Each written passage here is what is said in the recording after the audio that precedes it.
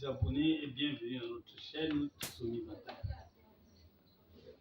La séance d'aujourd'hui, nous allons exposer sur les facteurs censés être à l'origine de la trisomie 21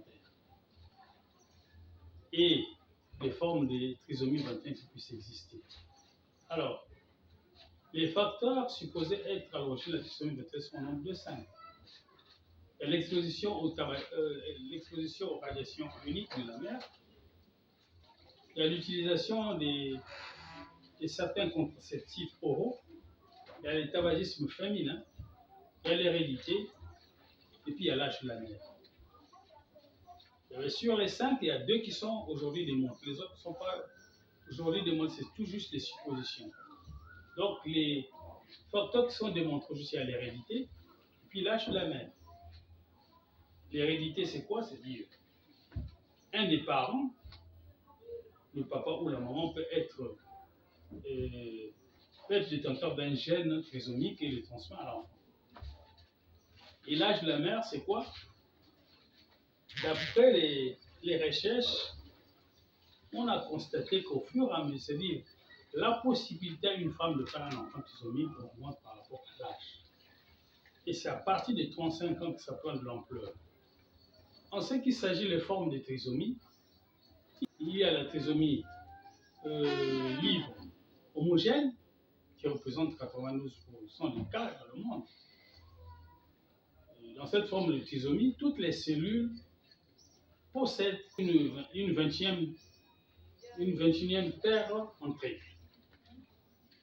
Maintenant, pour la trisomie 21 mosaïque, qui représente à peu près 2,5% des cas, bon, ici, il y a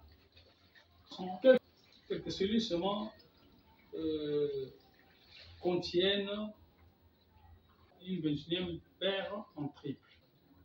Il y a aussi la trisomie 21 par translocation.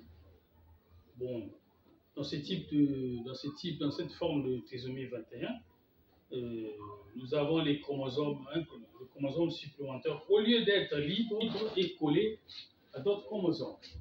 Il y a la trisomie associée. Cette forme est semblable à la première forme, c'est-à-dire la trisomie homogène, sauf qu'ici, elle est associée à d'autres structures. On peut parfois constater d'autres anomalies dans les chromosomes, surtout les chromosomes sexuels. Il y a aussi la trisomie partielle. Bon, dans cette forme de trisomie, seule une partie du chromosome 21 qui est dupliquée. Et voilà, donc nous venons de voir les facteurs. Les facteurs censés être à l'origine de la trisomie 21. Nous avons vu aussi les formes de trisomie 21. Prochainement, nous aurons l'occasion de vous expliquer en long et en large, surtout pour les professionnels. La prochaine séance, nous allons essayer de regarder comment diagnostiquer une trisomie 21. Quels sont les examens et tout ça. Et c'est à très bientôt, dans 2 ou 3 jours, nous allons en parler. C'est là où ça sera plus intéressant parce que chacun pourra savoir. Et puis, c'est tout le monde qui est concerné, les professionnels, les parents, et tout le monde, les gens qui sont tous les chercheurs, les biologistes, tout le monde est concerné. Prochainement, dans la prochaine séance, nous allons parler sur les diagnostics. Et puis ensuite, c'est sur l'annonce de la trisomie 21 aux parents. Voilà. Donc, nous disons au revoir et à la prochaine.